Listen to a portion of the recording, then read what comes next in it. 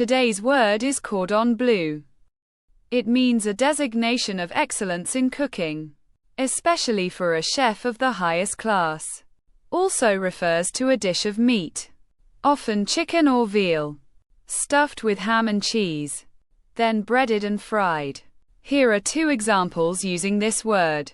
She graduated from a Cordon Bleu culinary school in Paris. For dinner, we had chicken cordon bleu with a creamy white wine sauce.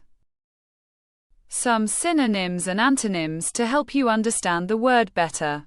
Synonyms are gourmet, haute cuisine, stuffed chicken. Antonyms are home cooking, simple fare, fast food. If you found this helpful, please subscribe, like this video, and hit the bell icon for more daily vocabulary words.